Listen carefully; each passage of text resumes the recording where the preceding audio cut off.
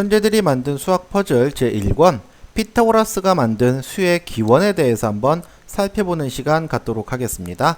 네, 선생님은 김정태 선생님입니다. 자, 수의 기원을 피타고라스가 만들었다라 그랬는데요. 실제로 아주 옛날부터 그죠? 원시시대 때에도 쓰고 있었을 텐데 그것을 수라고 부르지 못했을 거예요. 그냥 어떤 물건이나 동물 잡은 거 세는 그런 거였을 텐데요. 실제 피타고라스가 어떻게 해서 수의 기원을 만들게 되는지 한번 살펴보도록 하겠습니다. 제1교시 수와 숫자의 역사를 찾아서 시간입니다.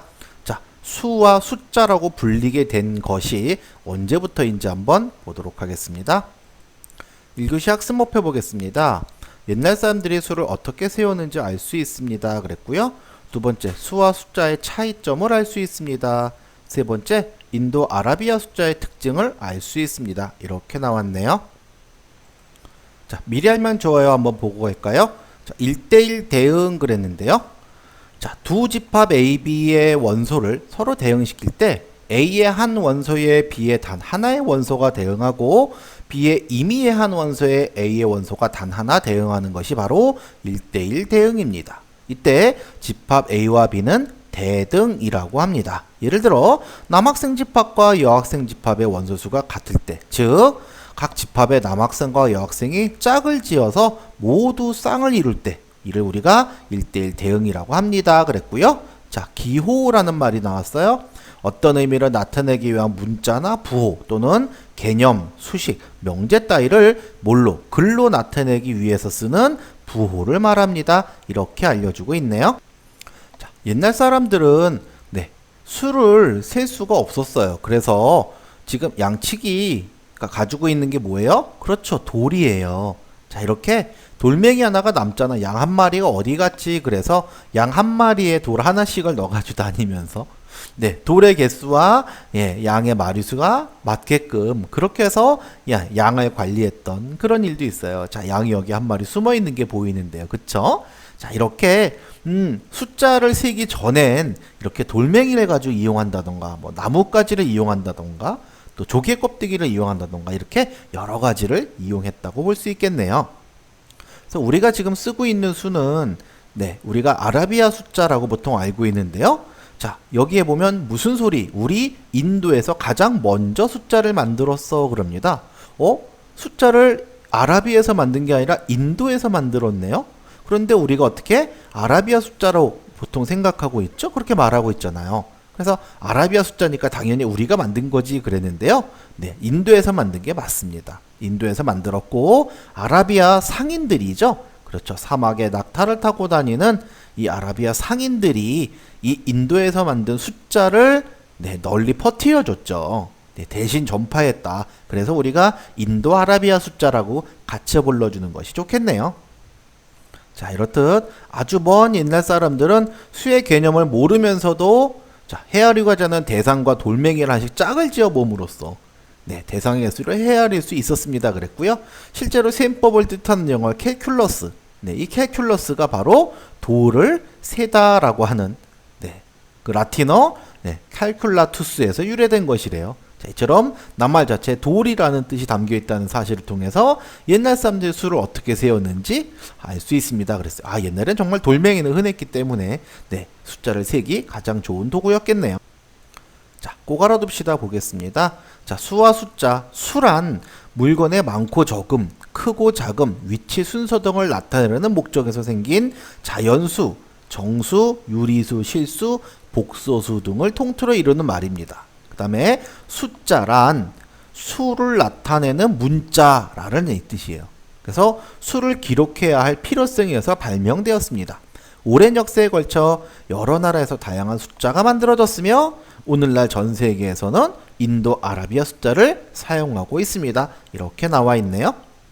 자, 오늘날 우리가 일반적으로 사용하고 있는 숫자를 보통 아라비아 숫자라고 부릅니다. 이 숫자는 처음 인도에서 발명되었으나 아라비아를 통해 보존되고 전해졌으므로 인도 아라비아 숫자로 부르는 것이 옳은 표현입니다. 그랬고요. 인도 아라비아 숫자는 0부터 9까지 10개의 기호를 사용하여서 10이 될 때마다 한 자리씩 올리는 어떤 법? 십진법으로 되어 있는데 그 편리함 때문에 지금은 전 세계 공통 문자로 사용되고 있습니다. 이렇게 알려주고 있네요. 제2교시 흥미로운 수 이야기에 대해서 한번 살펴보는 시간 갖도록 하겠습니다.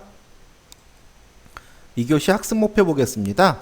완전수란 무엇이며 완전수에는 어떤 것들이 있는지 알 수 있습니다. 그랬고요. 두 번째, 친화수란 무엇이며 친화수에는 어떤 것들이 있는지 알 수 있습니다. 이렇게 나왔네요. 자, 미리 알면 좋아요 한번 보고 하겠습니다. 자, 피타고라스 그랬는데요. 그리스의 수학자로 이집트와 바빌로니아에서 수학을 배우고 그리스로 다시 돌아와 학교를 만들었습니다. 수에 관해서는 홀수, 짝수, 소수, 완전수, 삼각수, 사각수, 피타고라스의 수 등을 연구하였고 도형에 관해서는 유명한 피타고라스의 정리 외에 정오각형 그리기, 황금분해 방법, 또 타일 붙이기 문제, 정다면체 등을 연구하였습니다. 그랬네요. 자, 규칙 그랬어요. 수학은 곧 규칙이라고 말할 수 있을 정도로 수학과 규칙은 뗄래야 뗄 수 없는 관계입니다. 이러한 규칙은 자연 속에서 찾을 수 있는데 예를 들어서 해가 뜨고 지는 것, 계절이 바뀌는 것, 계절 따라 꽃이 피고 지는 것 등 거대한 자연 규칙에 따른 것입니다. 이렇게 알려주고 있네요. 자, 문제 하나 보겠습니다. 기원전 6세기경 피타고라스의 추종자들로 구성된 피타고라스 학파 사람들은 6이 매우 특별한 성질을 가지고 있음을 발견하였습니다. 왜냐하면 6은 자신을 제외한 약수들 1, 2, 3을 합하면 자신이 되기 때문입니다. 이러한 수를 완전수라고 하는데 그렇다면 6 다음에 처음에 나타나는 완전수를 찾아보세요. 그랬고요. 두 번째, 220의 진약수의 합과 284의 진약수의 합은 어떤 수가 되며 이런 관계가 있는 수를 무엇이라고 할까요? 이렇게 문제가 나왔네요. 자, 1번 문제를 한번 풀어보겠습니다. 자, 6담에 나오는 완전수 그랬는데요. 자, 28의 약수를 한번 찾아봅니다. 28과 그 진약수인 1, 2, 4, 74가 있습니다. 그런데 이 1, 2, 4, 74를 다 더하니까 얼마가 나와요? 그렇죠. 28이 나오게 됩니다. 따라서 28이 바로 6담에 나오는 완전수다. 이렇게 알고 있으면 되겠고요. 자, 2번 문제는 어떻게 풀면 좋을까요? 자, 2번 문제에 220의 진약수가 뭔지 한번 보겠습니다. 자, 220의 진약수는 1, 2, 4, 5, 10, 11, 20, 22, 44, 55, 110이에요. 그런데 이들의 합이 얼마가 나왔어요? 그렇죠. 284가 나왔습니다. 그런데 자, 신기하게도 284의 진약수는 1, 2, 4, 71, 140이에요. 이걸 합하니까 얼마가 됩니까? 그렇죠. 220이 됩니다. 오, 신기하죠? 220의 진약수를 구해서 합했더니 284가 됐고요. 284의 진약수를 합했더니 220이 되더라. 이렇게 볼 수 있겠네요. 자, 미리 알면 좋아요. 꼭 알아둡시다군요. 꼭 알아둡시다 보겠습니다. 자, 진약수, 약수 중에서 자기 자신을 뺀 나머지 약수들을 말합니다. 예를 들어 12의 약수 1, 2, 3, 4, 6, 12 중에서 자기 자신이 12를 뺀 1, 2, 3, 4, 6이 12의 진약수가 됩니다. 이렇게 기억해 주시고요.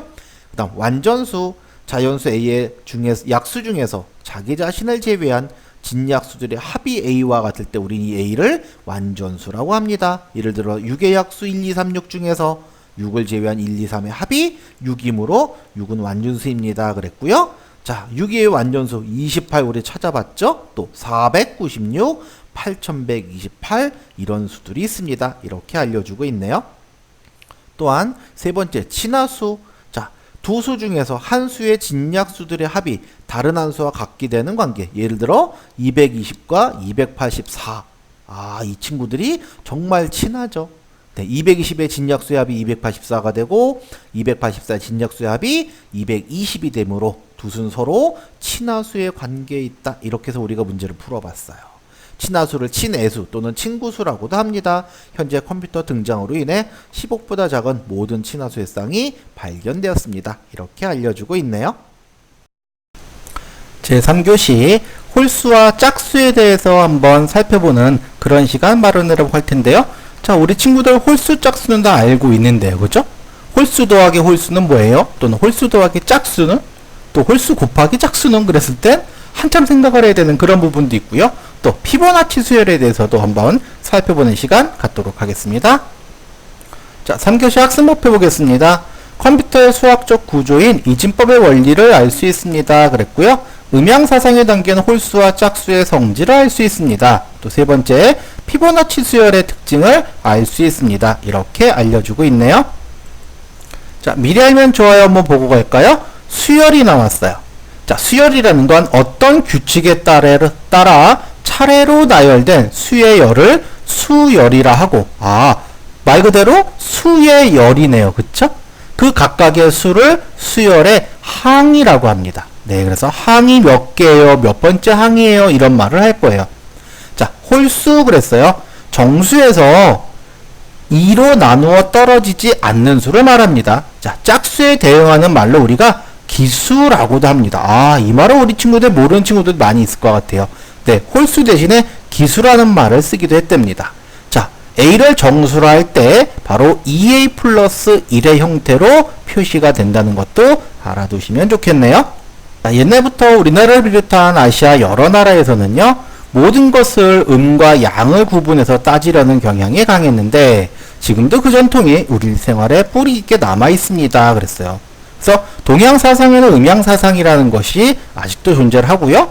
네, 태양과 달, 또 남자와 여자, 홀수와 짝수 같이 모든 사물에는 음과 양이 있으며 이들이 서로 조화를 이루고 있다고 생각하는 것을 말한다.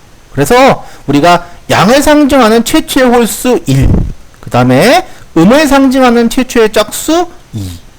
자, 이 1과 2가 합해져서 뭐가 돼요? 그렇죠. 3이 되죠?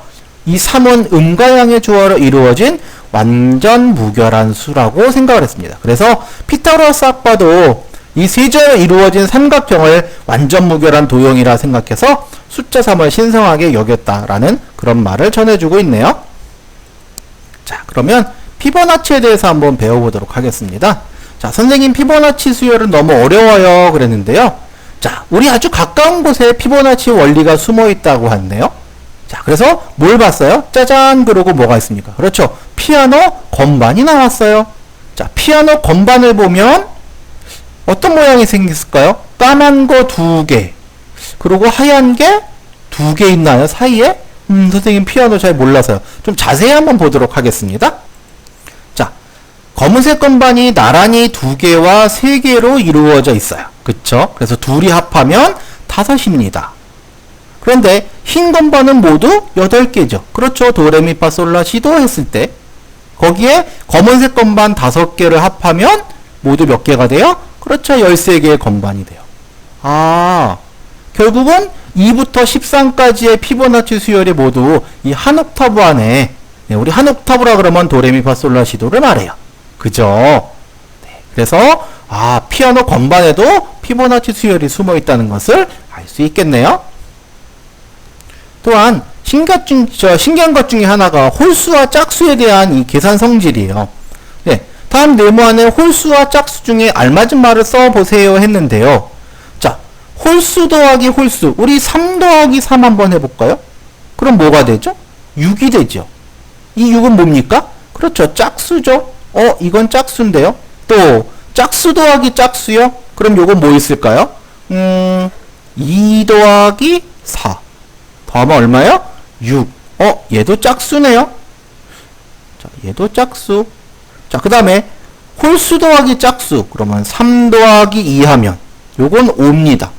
이건 홀수가 나오네요. 또 짝수 더하기 홀수, 그러면 2 더하기 3 역시 이거는 5, 이거는 홀수가 되는군요. 그쵸? 그래서 덧셈에서는 그죠?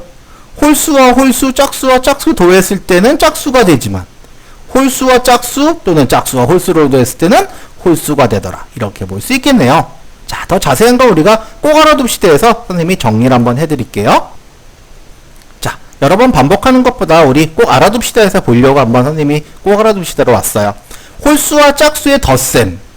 네, 홀수 더하기 홀수, 짝수 더하기 짝수는 둘 다 뭐가 된다? 그렇죠. 짝수가 되고, 또 홀수 더하기 짝수나 짝수 더하기 홀수는 둘 다 뭐가 된다? 홀수가 됩니다. 또한 자, 뺄셈 한번 볼게요. 홀수에서 홀수를 뺀대요. 그랬을 땐 뭐가 돼요? 네, 5에서 자, 3 빼면 얼마 돼요? 2 되죠? 아, 뭐가 돼요? 그렇죠. 짝수가 돼요. 또 짝수 빼기 짝수도 짝수가 돼요. 그 다음에 홀수 빼기 짝수나 짝수 빼기 홀수 했을 때 뭐가 돼요? 홀수가 됩니다. 아, 그러니까 덧셈이나 뺄셈에서는 같은 것끼리 더하거나 뺐을 때에는 짝수가 되는 거고 다른 것끼리는 홀수가 된다는 걸 알 수 있습니다. 또 곱셈 한번 보세요. 자, 곱셈에서는요, 홀수 곱하기 홀수는 홀수가 되지만, 그죠? 또 홀수 곱하기 짝수 하면 뭐가 돼요? 이건 짝수가 돼요. 짝수 곱하기 짝수는요, 당연히 짝수죠. 그래서 홀수와 짝수를 여러 개 곱할 때는 짝수가 하나만 있어도 결과는 짝수가 됩니다. 아, 이게 아주 중요한 내용이라는 거, 그래서 꼭 알아두셔야 된다라는 거네요. 다음, 자, 피보나치 수열이에요. 네, 수열 중에서 앞에 두 개 항을 더한 것이 다음 항의 수와 같은 배열을 피보나치 수열이라고 합니다. 그래서 1, 2, 3, 5, 8, 13 이렇게 들어간다는 거 꼭 기억해 두시기 바랍니다. 자, 이번 시간에는요, 제4교시 도형 속의 숨은 수에 대해서 한번 살펴보는 시간 갖도록 하겠습니다. 도형 안에도 수가 숨어 있다고 하는데요. 네, 바로 삼각수, 사각수에 대해서 한번 배우는 시간 갖도록 하겠습니다. 자, 4교시 학습 목표 보고 하겠습니다. 수와 도형을 연관시켜 그 관계를 알 수 있습니다. 그랬고요. 두 번째, 도형수들의 규칙성을 알 수 있습니다. 이렇게 나왔네요. 자, 미리 하면 좋아요 한번 보고 갈까요? 자, 삼각형 그랬어요. 우리 삼각형이 뭔지 알죠? 그죠? 근데 정확하게 얘기하라 그러면 잘 못하던데요. 일직선상에 있지 않는 세 개의 점을 세 직선으로 연결하여 이루어진 평면도형을 말합니다. 그랬어요. 도형은 평면도형, 입체도형이 나눠지니까 정확하게 평면도형입니다. 라고 얘기를 해야 될 거고요. 삼각형은 모든 도형의 기본도형이 됩니다. 그죠? 사각형, 4개의 직선으로 둘러싸인 평면도형을 말하며 정사각형, 직사각형, 마름모, 평행사변형, 사다리꼴 등이 있습니다. 네, 사각형의 종류를 알아두는 것도 중요한 내용이 되겠습니다. 정사각형 그랬어요. 그 중에서 자, 정다각형 중에서 하나로 4변의 길이가 모두 같고 모든 내각의 크기가 90도로 같습니다. 라는 거 알려주고 있네요. 자, 만화에서 한번 어떤 내용을 알려주고 있는지 볼까요? 자, 1, 3, 6, 10, 15와 같이 정삼각형으로 배열할 수 있는 수들을 삼각수, 또 1, 4, 9, 16, 25와 같이 정사각형으로 배열할 수 있는 수들을 사각수라 부르겠다. 그래서 네, 선생님 하긴 했는데요. 과연 어떻게 1, 3, 6이 정삼각형이 배열이 된다라는 걸까요? 자, 그 내용을 한번 살펴보도록 하겠습니다. 자, 이 세상에 존재하는 모든 것은 수라고 굳게 믿었던 누구예요? 그렇죠. 피타고라스죠. 네, 피타고라스는 수를 도형과 연관지어 설명을 했습니다. 그래서 그는 일정한 크기와 모양을 갖는다고 생각을 했고요. 그래서 이 피타고라스는 점을 규칙적으로 배열한 이 수, 바로 삼각수와 사각수 모양을 연구를 했어요. 그래서 삼각수는 다음 그림과 같이 점을 정삼각형꼴로 나열하여 나타낼 수 있는 수. 아, 1개, 3개. 아, 여기 정삼각형이죠? 6개. 아, 10개. 이런 얘기군요. 그 다음 15개. 아, 이렇게 얼마든지 만들어낼 수 있군요. 그죠? 또한 선생님은 이런 발견도 했어요. 자, 여기 2개 늘어났고요. 여기는 3개가 늘어났고요. 여긴 4개. 여기는 5개가 늘어나네요. 아, 그렇다면 다음에 올 친구는 6개가 늘어난 21개짜리 점이 있겠구나도 우리가 생각해 볼 수 있겠네요. 아, 이것이 바로 삼각수가 되겠고요. 사각수도 한번 볼까요? 자, 다음으로 사각수가 있는데요. 자, 이것은 다음 그림과 같이 정사각형꼴로 배열화 나타난 수를 가르칩니다. 자, 1, 4, 9, 16. 자, 그런데 어서 많이 본 친구들이에요. 네, 그런 생각을 했습니다. 아, 요건 1 곱하기 1, 4는 2, 2는 4, 9는 3, 3은 9. 그죠? 4, 4, 16. 아, 이거 우리 뭐라고 불렀어요? 그렇죠? 이 제곱수라고 불렀던 친구들이죠. 그쵸? 네, 이 제곱수들이 바로 이 사각수를 나타내고 있군요. 그쵸? 그래서 1부터 차례로 같은 수를 두 번씩 곱하면 첫 번째, 두 번째, 세 번째에 사각수가 되는 그런 규칙성이 있습니다. 라고 설명을 해주고 있네요. 자, 꼭 알아둡시다. 보고 가겠습니다. 삼각수. 자, 수와 도형을 연관시켜 생각할 때 점을 정삼각형 모양으로 배열해서 나타낼 수 있는 수. 그래서 삼각수는 차례로 하나씩 더할 때마다 만들어진 수와 같습니다. 그래서 세 번째가 첫 번째와 두 번째 1 더하기 2가 됐고요. 6이 1 더하기 2 더하기 3이라고 하는 이런 규칙도 생각해 볼 수 있겠네요. 그죠? 선생님은 2개, 3개 이렇게 늘어나는 것만 생각을 또 해봤는데 자, 이렇게 1 더하기 2, 1 더하기 2 더하기 3, 그 다음엔 1 더하기 2 더하기 3 더하기 4. 그렇죠. 이렇게 계속 늘어나는 규칙도 우리가 여러 가지 규칙을 찾아볼 수 있겠네요. 또한 자, 사각수. 자, 점을 정사각형 모양으로 배열해서 나타낼 수 있는 수를 말하며 사각수는 자연수를 차례로 제곱할 때 만들어지는 수, 바로 제곱수로 만들어져 있어서 1, 4, 9, 16, 25 이렇게 올라간다라는 것 기억해 두시면 좋겠습니다. 제5교시 아름다운 수의 피라미드에 대해서 한번 살펴보는 시간 갖도록 하겠습니다. 5교시 학습목표 보겠습니다. 숫자 피라미드인 파스칼의 삼각형에서 다양한 규칙을 발견할 수 있습니다. 그랬고요. 이항 정리에서 각항 계수가 정해지는 원리를 알 수 있습니다. 이렇게 알려주고 있네요. 자, 미리 알면 좋아요 한번 보고 갈까요? 자, 파스칼 그랬는데요. 프랑스의 천재 수학자로서 자, 학교도 다니지 못했지만 12세 때 삼각형 내각의 합이 180도임을 증명을 했대요. 와, 신기하죠? 또한 계산기를 발명하였고 계산기 발견한 사람이 바로 파스칼이군요. 수학자인 페르마와 편지로 의견을 주고받다가 확률론을 만들었습니다. 그랬어요. 두 번째, 자, 계수에 대해서 볼게요.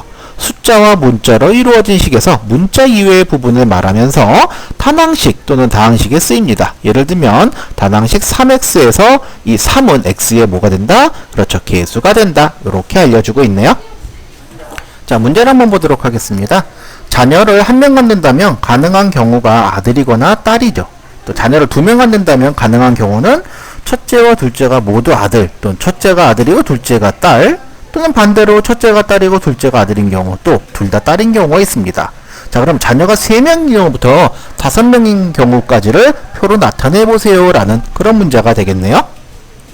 자, 그 내용을 알기 위해서는 바로 이 파스칼의 삼각형을 먼저 이해를 하시면 좋겠는데요. 자, 처음이 1이고 거기서 11이 나왔죠. 그죠? 요 11을 더해서 2가 되면서 양쪽에 1을 쓴 거예요. 또 12를 더해서 3이 되고 여기 3이 되면서 1, 3, 3, 1이 되는 거죠. 이해가시겠죠? 요렇게 더해서 4, 6, 4. 그래서 1, 4, 6, 4, 1 이렇게 되는 거죠.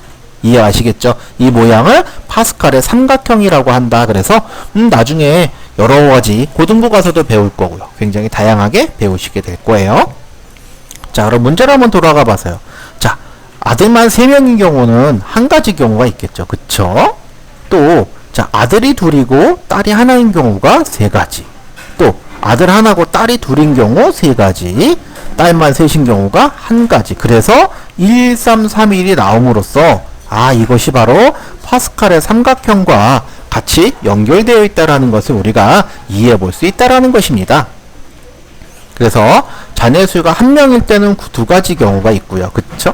또 자녀 수가 2명일 때는 1가지, 2가지, 1가지 이렇게 3명일 때는 1, 3, 3, 1, 4명일 때는 1, 4, 6, 4, 1 이 모양이 바로 파스칼의 삼각형과 동일한 경우의 수가 생기게 된다라는 것이죠. 그래서 자녀가 이게 2가지 경우가 되는 거고요. 그렇죠? 합쳐서 이제 몇 가지 경우의 수가 되는 경우의 수에도 볼 수도 있고 또 파스칼의 삼각형처럼 이렇게 하나하나 그죠? 모두 아들인 경우, 모두 딸인 경우 이런 식으로 해서 또 아들 하나에 딸 셋이 될 수도 있고 딸 셋에 아들 하나가 될 수도 있고요. 그렇죠? 그렇게 서로 대칭되게끔 늘어난다는 것을 우리가 파스칼의 삼각형을 통해서 알아봤습니다. 자, 꼭 알아둡시다 보겠습니다. 자, 이 항이 나왔어요. 등식의 성질을 이용하여 자, 한쪽에 있는 항을 그 항의 부호로 바꾸어 등호 반대쪽으로 이동하는 것을 이항이라고 합니다. 자, 예를 들어서 2차 방정식 2x 플러스 2는 7에서 양변 2를 빼주게 되면 어떻게 돼요? 그렇죠. 2x는 7 빼기 2가 돼서 결국 좌변의 2가 우변으로 넘어가게 되죠. 그러면서 부호가 어떻게 돼요? 바뀌게 된다라는 이런 현상을 이항이라고 한다. 이렇게 보시면 되겠고요. 또한 자, 두 번째 파스칼의 삼각형이요. 자, 자연수로 아래 그림과 같이 삼각형 모양으로 배열한 거예요. 그래서 처음에 1을 쓰고요.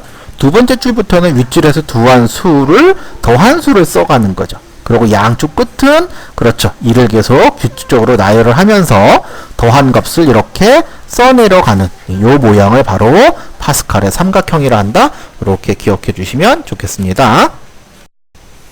제6교시 분수와 소수는 어떤 사이일까에 대해서 한번 살펴보는 시간 갖도록 하겠습니다. 6교시 학생법 해보겠습니다. 분수가 소수로 탄생하게 된 배경을 알 수 있습니다. 그랬고요.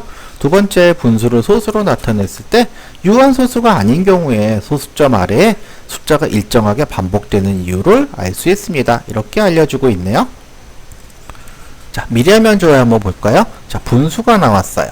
자, 어떤 수를 다른 수로 나눈 것을 분자와 분모로 나타낸 것입니다. 즉, 정수 A를 0이 아닌 정수 B로 나눈 것을 바로 B분의 A로 나타냅니다. 그죠? 이때 A를 분자, B를 분모라고 합니다. 그리고 분수에서 분자가 분모보다 작은 분수를 진분수, 분자가 분모보다 큰 것을 그렇죠, 가분수라고 합니다. 이렇게 나누고 있고요. 소수도 있습니다. 0과 1 사이의 수로서 0.abcd 이렇게 됐을 때 이 abcd 물론 0부터 9까지의 정수가 들어간다는 거 알 수 있고요. 그래서 십지법과 비슷한 방법으로 쓴 건데 뭘 기준으로? 그렇죠. 소수점을 기준으로 네, 우리가 소수점을 기준으로 오른쪽으로 가면서 10분의 1, 100분의 1, 1000분의 1의 자리가 된다는 거 기억해 주시면 좋겠네요. 자, 문제를 한번 보겠습니다. 다음은 나눗셈을 이용하여 분수를 소수로 나타낸 것입니다. 자, 이와 같이 분수를 소수로 나타냈을 때 왜 같은 숫자가 일정하게 반복되는지 그 이유를 분자와 분모의 나눗셈과 관련지어 설명하세요. 그랬는데요. 우리 친구들이 직접 이렇게 나눴을 때의 그 결과들을 한번 보시면 좋겠어요. 그죠? 지금 보시면 3이 반복이 되고 있고요. 4, 5가 반복되고 있고요. 또 여기는 4, 2, 8, 5, 7 하나가 이렇게 반복되고 있네요. 그쵸? 또 0.0, 5 그래서 5는 5가 반복되고 있는 이런 관련들인데요. 그죠? 그 설명을 과연 어떻게 하면 좋을지 한번 보도록 하겠습니다. 자, 첫 번째 1에서 3분의 1에서 자, 첫 번째 1에서 3분의 1이 0.3333에서 3이 계속 반복되어 나오죠. 그쵸? 자, 그 이유가 뭐예요? 1을 3으로 어떻게 쓸 때? 그렇죠. 나누었을 때 나머지가 계속 그렇죠. 1로 남는다는 거죠. 그죠? 숫자 1이 계속해서 반복적으로 나타났기 때문입니다. 또 자, 11분의 5를 이렇게 나눠 봤을 때는 바로 4와 5가 반복이 됩니다. 또 4, 2, 8, 5, 7 하는 숫자가 반복해 나옵니다. 또 역시 얘도 5가 반복돼서 나온다 라고 볼 수 있는데요. 자, 이걸 과연 어떻게 설명하면 좀 더 잘 설명할 수 있을까요? 자, 두 번째 문제를 한번 보도록 하겠습니다. 어떤 공을 떨어뜨렸더니 떨어뜨린 높이의 10분의 7만큼 튀어오릅니다. 세 번째로 튀어오른 공의 높이가 12.25m라면 처음 몇 미터 높이에서 공을 떨어뜨렸는지 구하세요 그랬는데요. 네, 우리 초등 친구들도 그렇고 중등 친구들도 그렇고 이런 문제 많이 봤어요. 그죠? 어떻게 푸는 거예요? 그렇죠. 거꾸로 풀어 문제 해결하는 거꾸로 풀기에 해당하는 그런 문제가 되겠죠?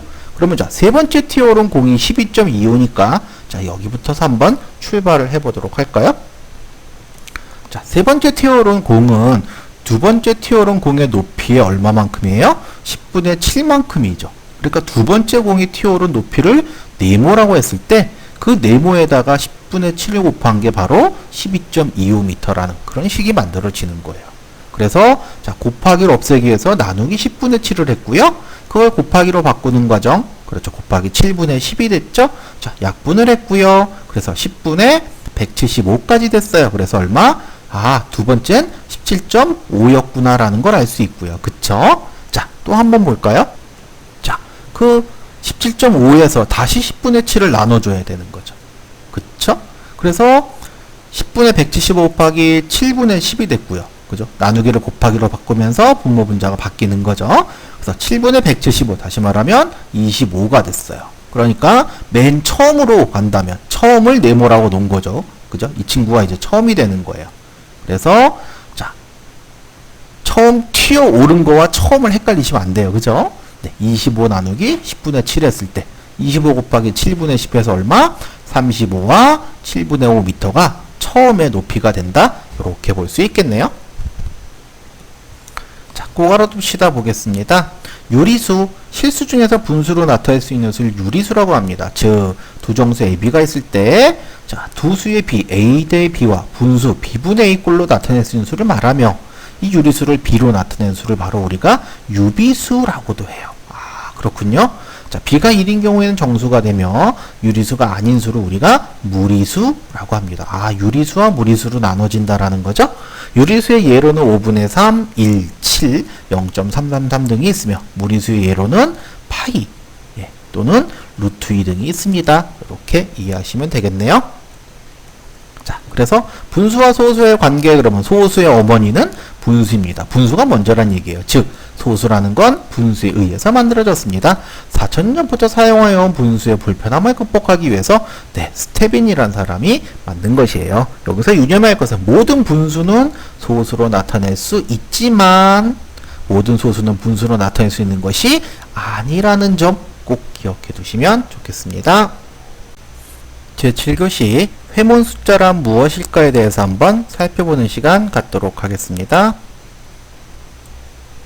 7교시 학습 목표 보겠습니다. 회문 숫자의 재미있는 성질을 알 수 있습니다. 그랬고요. 두 번째, 회문 숫자의 개수를 구하는 방법을 알 수 있습니다. 이렇게 알려주고 있네요. 자, 미리 알면 좋아요 한번 보고 할까요? 자, 회문이란 말이 나왔어요. 앞으로 읽어도 뒤로 읽어도 같은 낱말을 말합니다. 예를 들어 토마토는 앞으로 읽어도 뒤로 읽어도 똑같이 토마토입니다. 아, 이해가 참 쉽게 되죠? 자, 소인수분해 그랬어요.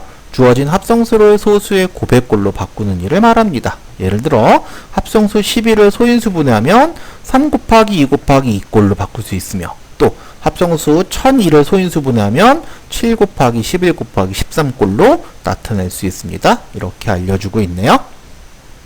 자, 문제를 한번 보겠습니다. 22, 505, 7337처럼 앞으로 읽을 때와 뒤로 읽을 때가 같은 수를 회문 숫자라고 합니다. 1부터 만 사이에 회문 숫자가 몇 개 있는지 구하세요 그랬는데요. 자, 어떤 규칙을 찾아내야 될 거라는 생각을 합니다. 그쵸? 그 규칙만 잘 알면 회문 숫자를 쉽게 구할 수 있을 텐데요. 자, 한번 보실까요? 자, 규칙을 먼저 알기 위해서요. 234에다가 1001을 곱하면 234, 234 이렇게 된대요. 234, 234가 반복되네요. 자, 303에다가 1001을 곱했더니요. 자, 30만 3303인데 303이 계속 반복되고 있죠? 753도 마찬가지고, 그죠? 자, 111도 이렇게 끊어서 본다면 111이 반복됩니다. 그쵸? 자, 101도 볼까요? 자, 23에다 101을 곱하니까 2323이 반복됐고요. 또 91도 그렇죠. 91이 반복되는 게 보입니다. 아, 그렇군요. 자, 그러면 이제 처음 문제로 돌아가 보겠습니다. 자, 2002에다가 12,000을 곱하면 2002가 이렇게 반복되는 거죠. 또 3456이 이렇게 되면 이렇게 반복됩니다. 그쵸? 9988도 그렇게 반복되는 걸 알 수 있습니다. 자, 그렇다면 이 규칙을 가지고 우리가 한번 찾아볼까요? 자, 우선 두 자리 회문 숫자 중에서 가장 작은 숫자는 얼마요? 그렇죠. 11이죠. 그 다음에 가장 큰 회문 숫자는 99입니다. 따라서 두 자리 회문 숫자는 9개가 있습니다. 그죠? 또 세 자리 된 회문 숫자는요. 자, 121, 232, 555와 같이 자, 1의 자리 숫자와 뭐와 100의 자리 숫자가 같은 세 자리 수를 찾아보시면 되겠는데요. 자, 먼저 100부터 199까지 한번 찾아보면요. 자, 101, 111, 121 이런 식으로 해서 몇 가지? 10가지입니다. 또 200부터 299까지도 똑같이 10가지입니다. 이렇게 설명하고 있어요. 아, 그러니까 100부터 999까지 세 자리로 된 회문 숫자는 모두 90개라는 걸 알 수 있습니다. 그쵸? 자, 그러면 네 자리 한번 볼까요? 자, 2002나 1991과 같이 두 자리씩 끊었을 때 앞에 두 자리와 뒤에 두 자리 수가 서로 바뀌어 있다는 걸 알 수 있는데요. 자, 요걸 힌트로 얻으면 되겠네요. 자, 그래서 1000부터 9999까지 네 자리로 된 회문 숫자는 모두 90개예요. 그러니까 1부터 만까지는 처음에 9개, 90개, 90개. 그래서 볼게요. 그렇죠. 189개가 있습니다. 이렇게 볼 수 있겠네요. 자, 꼭 알아둡시다 보겠습니다. 회문 숫자. 앞으로 읽어도 뒤로 읽어도 똑같은 수를 회문 숫자라고 합니다. 자, 예를 들면 66이나 343 같이 네, 같은 수가 회문 숫자입니다. 두 자리 이상의 자연수가 있을 때 이것을 거꾸로 읽는 수를 더하면 그 값이 회문 숫자가 됩니다. 예를 들어서 자 16의 경우에 16에다가 61 더하면 77로 회문 숫자가 되는 이런 얘기죠. 만약에 회문 숫자가 되지 않는 경우에는 자, 같은 방법으로 덧셈을 계속을 하면 회문 숫자가 될 수 있다. 이렇게 알려주고 있네요. 자, 순환소수 보겠습니다. 3분의 1이나 7분의 1을 소수로 나타내면 3분의 1은 0.3333 계속되고요. 7분의 1 같은 경우에는요. 0.142857 네, 142857이 계속 반복이 됩니다. 이렇게 일정한 숫자열이 반복해서 한없이 계속되는 무한소수를 순환소수라고 하며 반복되는 숫자열을 그 순환소수에 뭐라 한다? 순환마디라고 합니다. 그래서 순환소수는 그 순환마디를 써서 위에다가 이렇게 점을 찍는 것으로 네, 또 점이 3개 이상일 때에는 맨 앞과 맨 끝에만 찍는 것으로 약속을 한다. 이렇게 보시면 좋겠네요. 제8교시 어림수는 언제 사용하는 것이 좋을까에 대해서 한번 살펴보는 시간 갖도록 하겠습니다. 8교시 학습목표 볼게요. 어림수의 중요성을 깨달을 수 있습니다. 그랬고요. 두 번째, 어림수가 사용되는 적절한 경우를 정확히 알 수 있습니다. 이렇게 알려주고 있네요. 자, 미리 하면 좋아요 한번 보고 갈까요? 자, 원주율이 나왔어요. 지름에 대한 원주의 비율로 원주율 값은 3.141592로 순환하지 않고 계속 이어지는 소수입니다. 그랬죠? 두 번째, 어림수에 대한 얘기가 나왔는데요. 정확한 수가 아닌 대략적인 수를 말합니다. 확실한 실제값을 알 수 없거나 사용할 필요가 없을 때 쓰인다 그랬고요. 자, 원주율 파이의 경우에는 실제 값을 어떻게 해요? 알 수 없기 때문에 보통 3.14까지만 표시하는 것과 그쵸? 또한 어떤 도시의 인구가 11만 1492명이라고 할 때 그 수를 대강 그냥 11만 명으로 나타내는 것 등이 바로 어림수를 사용하는 예다. 이렇게 알려주고 있네요. 그래서 어림수에 대한 대표적인 만화를 한번 볼게요. 자, 오늘의 우리나라 인구예요. 그런데 자, 지금 이 시간에도 아기들이 태어나고 사람들이 죽을 텐데 그쵸? 어떻게 오늘의 우리나라 인구수가 저거라고 확신할 수 있지 그랬을 때요. 자, 저런 수를 어림한 수라고 해. 그래서 어림수는 매우 유용하게 쓰이지라고 알려주고 있어요. 네, 통계적으로 뭐 선생님 예전에 들은 거 뭐 50초마다 한 명씩 죽고 뭐 몇 초마다 한 명씩 태어나고 그랬는데 요즘은 태어나는 아이들이 많이 적다 그러죠. 네. 그래 그 계산하는 방법이 또 한 가지 있을 거라고 생각이 들어서요. 이렇게 쓰는 것을 어림수다. 이렇게 보시면 되겠네요. 자, 문제를 한번 보겠습니다. 다음 조건에 맞는 수를 구하시오. 그래서요. 소수 둘째 자리에서 반올림한 수입니다. 이 반올림하여 100의 자리까지 나타내면 800입니다. 또 올림에서 올림을 하여서 10의 자리까지 나타나면 790입니다. 또 버림을 하여 1의 자리까지 나타내면 789입니다. 소수 첫째 자리 숫자는 10의 자리 숫자의 2분의 1입니다. 라고 힌트를 주고 있는데요. 자, 한 가지 조건씩 한번 따져보도록 하겠습니다. 자, 첫 번째 조건에서 자, 구하는 수가 소수 둘째 자리에서 반올림했다 그랬으니까 소수 그렇죠. 한 자리수라는 것을 알 수 있습니다.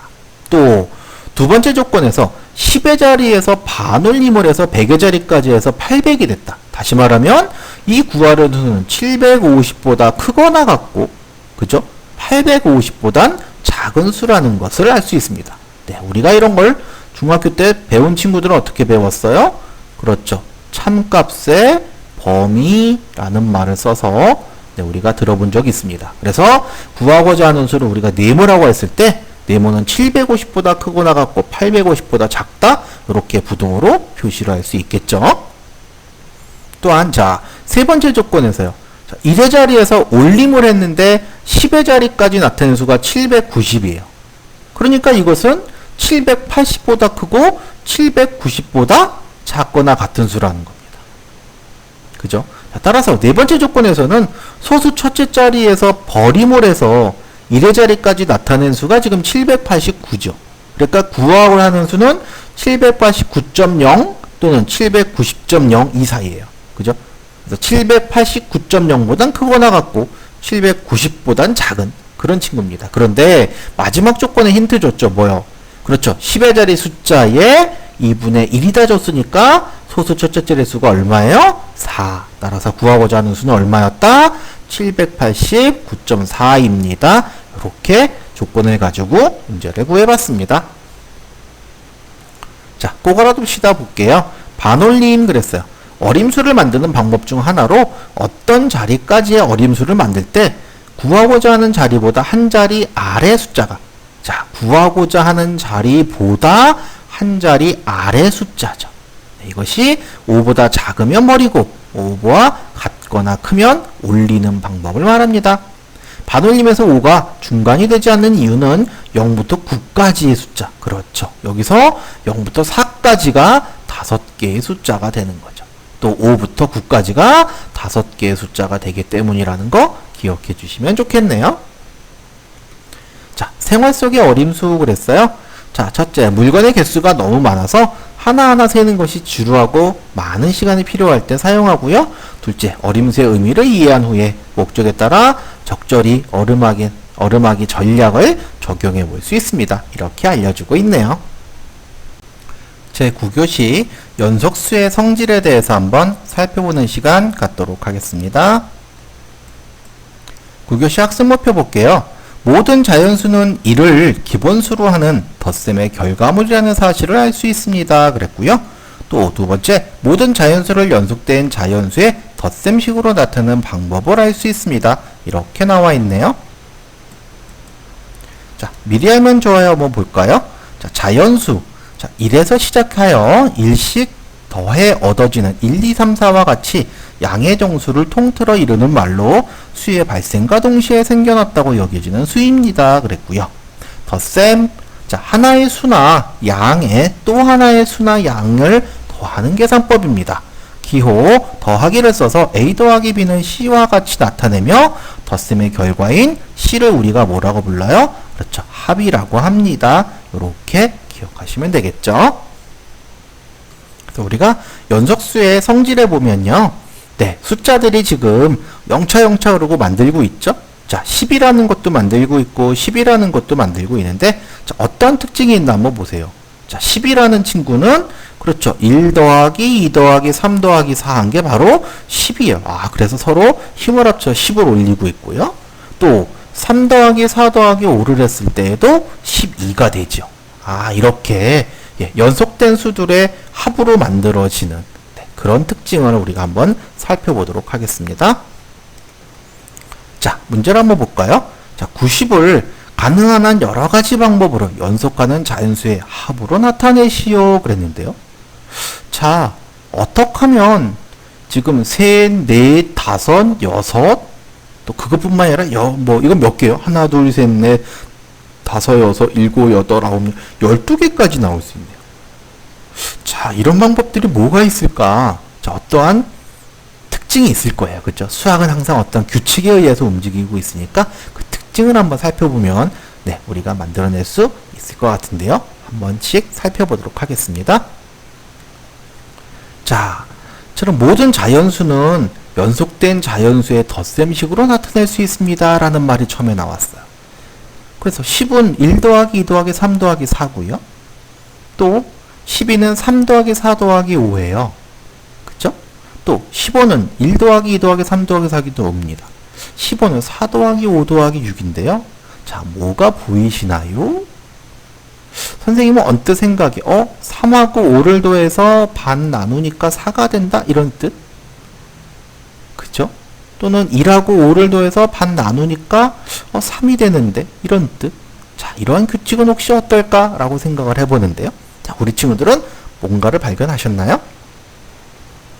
자, 문제에서 95의 가능한 모든 방법을 동원해서 연속수의 합으로 나타내야 하는데요. 우선은 이 90을 먼저 두 수의 곱으로 나타내면 이렇게 나옵니다. 그죠? 1 곱하기 90도 되고 2 곱하기 45, 3 곱하기 30, 또 5 곱하기 18, 6 곱하기 15, 또 9 곱하기 10 이렇게 6가지 형태의 두 수의 곱으로 나타낼 수 있는데요. 자, 이걸 가지고 자, 어떻게 만드는지 한번 보도록 하겠습니다. 자, 세수는 우리 친구들이 한번 해보시고요. 자, 내수 한번 선생님 해봤어요. 자, 여러 가지 생각을 했습니다. 아까 1 더하기 2 더하기 3 더하기 4가 10이라는 것을 선생님은 알고 있어요. 그쵸? 그래서 90에서 10을 빼면은 80이 남죠. 그래서 여기다 이 식을 붙이면 어떨까라고 해서 만들어 본 그런 친구기도 하고요. 또는 이렇게 짝수개가 있을 때는요. 자, 22라고 24하고 더하면 얼마예요? 45인가요? 또 이 중간에 두 수를 더했을 때도 얼마가 됩니까? 45. 아, 이렇게 같게 되는군요. 그죠? 자, 요런 특징이 있다는 것도 알 수 있어요. 또 중간수는요. 지금 보시다시피 16하고 20 더하면 얼마예요? 36이죠. 그걸 반 나누면 그렇죠. 가운데 18이 됩니다. 이렇게 다섯 수로 나올 수도 있어요. 또 자, 2부터 시작해서요. 네, 13까지 이렇게 쭉 썼을 때에도 역시 마찬가지로 90이 된다는 걸 알 수 있습니다. 또 9 곱하기 10에서 이 10을 중간수라고 생각을 하면요. 연속수의 개수가 몇 개요? 그렇죠. 9개가 돼요. 그러니까 네, 6, 7, 8, 9, 10을 중심으로 해서 양쪽으로 이쪽이 4개, 이쪽이 4개. 그러면 총 전체 9개로 해서 숫자를 만들어낼 수도 있다. 이렇게 볼 수 있겠네요.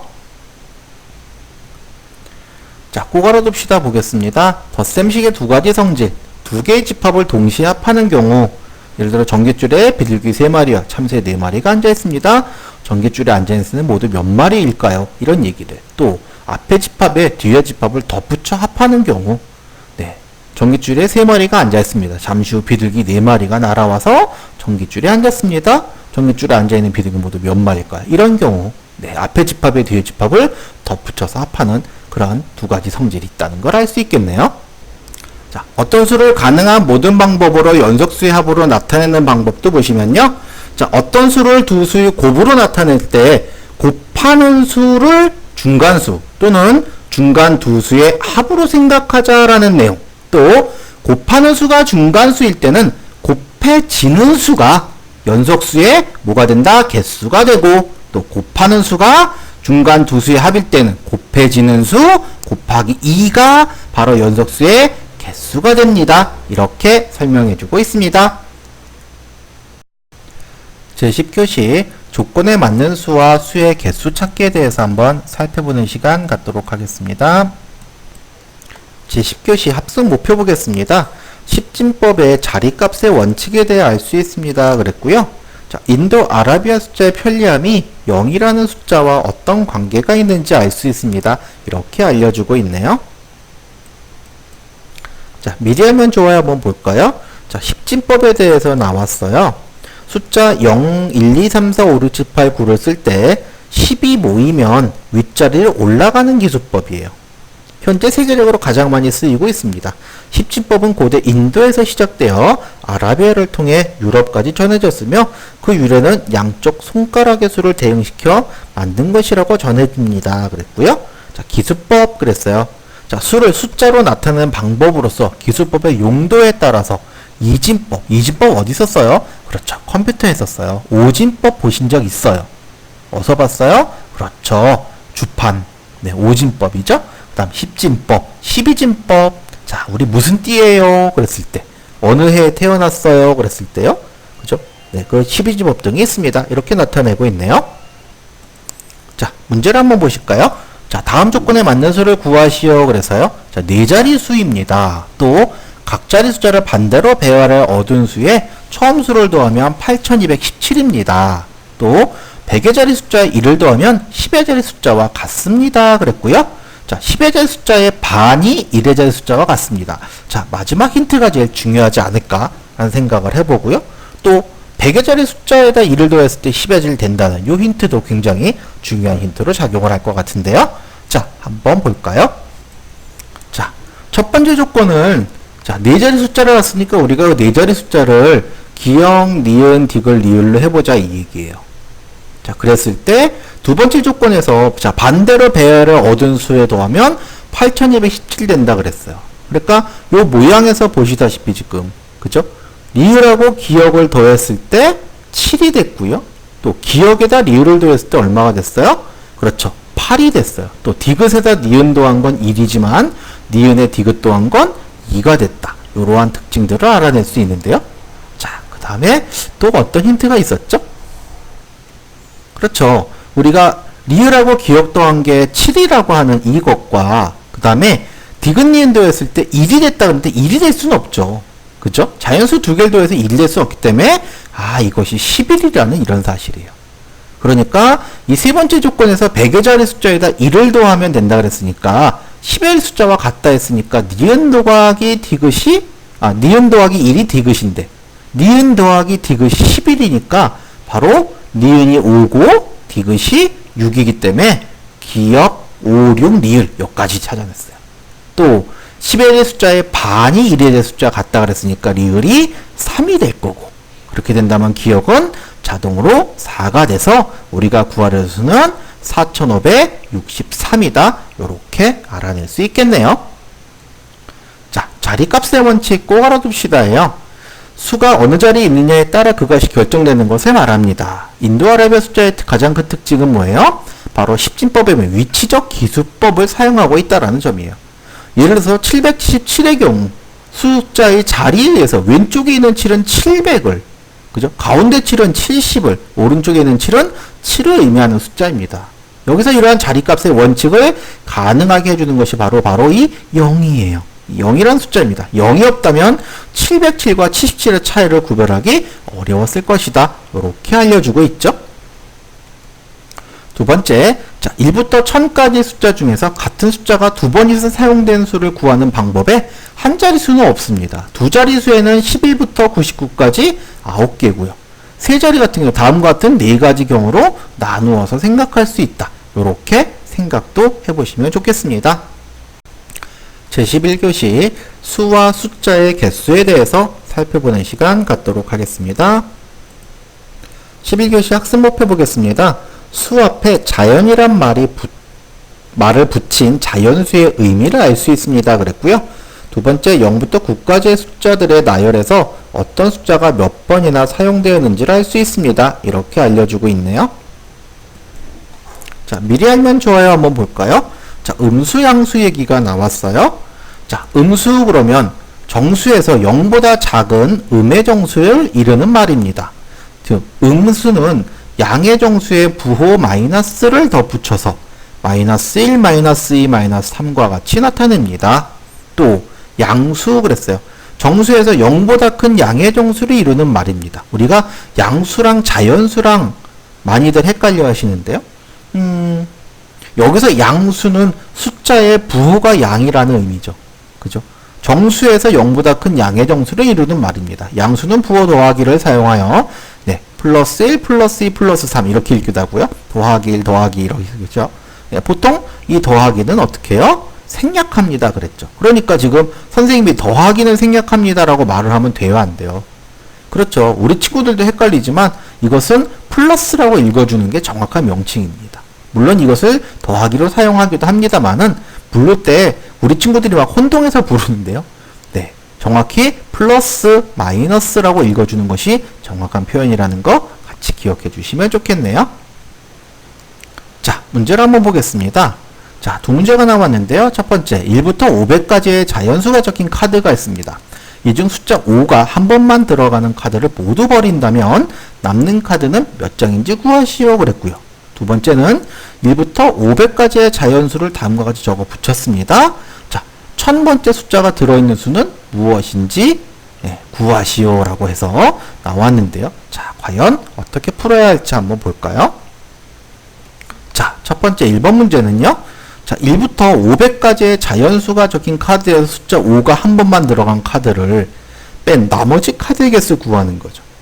그러면 자, 어떻게 하는 것이 좋냐 그랬을 때 숫자 5가 들어간 모든 카드의 수에서 숫자 5가 몇 번? 그렇죠. 2번 들어간 그런 수를 빼면 된다. 이렇게 힌트를 알려주고 있는데요. 자, 또 다른 방법은 뭘까요? 자, 그렇다면 다음 진행 방법을 보겠습니다.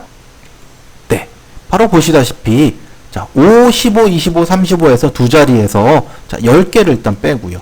또 105, 115, 125, 135에서 10개를 뺍니다. 자, 그렇게 해서 어디까지? 495까지 빼면 몇 개 빠져요? 그렇죠. 50개가 빠지겠죠.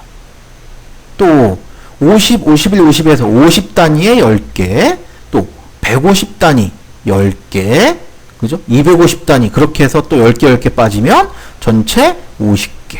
또 여기에 5가 두 번 들어간 경우 55, 155, 255, 355, 455 여기에 5가 두 번씩 들어있으니까 그렇죠. 요것도 10번이라고 생각을 해야 되겠죠? 따라서 숫자 5가 한 번만 들어간 숫자 카드는 자 전체 50, 50에서 아까 10개 뺐으니까 90장인데요. 자 여기서 조심할 게 있어요. 바로 500이라는 것은 5가 한 번만 들어가서 버려야 하기 때문에 네, 거기서 1을 또 빼줘야 되죠. 그리고 90 빼줘서 실제로는 409장이 된다. 이렇게 보시면 되겠습니다. 또한 자, 두 번째 문제에서 자, 1부터 9까지 숫자 개수가 9개죠. 또 10부터 99까지는 몇 개요? 180개죠. 그래서 모두 189개입니다. 그래서 1000개의 숫자 중에서 이 189개를 빼면 남는 게 몇 개요? 811개인데요. 자, 99 다음부터는 몇 자리예요? 세 자리수죠? 그러니까 3개씩 하면 811을 셋으로 나눴을 때 270 다음에 1이 되는 거죠. 그러니까 270 다음에 온 수예요. 그럼 99에다 270을 더하면 얼마요? 369가 되죠? 그러니까 1000번째 들어있는 숫자는 그 다음 숫자인 370이다. 이렇게 해결할 수 있겠네요. 자, 꼭 알아둡시다 보겠습니다. 자연수 1부터 시작해 1씩 더해져 얻어지는 1, 2, 3, 4와 같이 양의 정수를 통틀어 이르는 말입니다. 자연수는 수의 발생과 동시에 시작됐다고 축지됩니다. 그랬고요. 두 번째, 특정 숫자가 들어가는 두 자리 자연수 개수 구하는 방법. 그래서요. 자, 1의 자리에 특정 숫자가 들어가는 수의 개수를 먼저 구하고요. 그 다음 10의 자리에 특정 숫자가 들어간 숫자를 구해서 1과 더합니다. 그죠? 그 다음 자, 두 번째에서 1의 자리에 10의 자리에 특정 숫자가 동시에 들어가는 것을 뺀다. 이렇게 알려주고 있네요.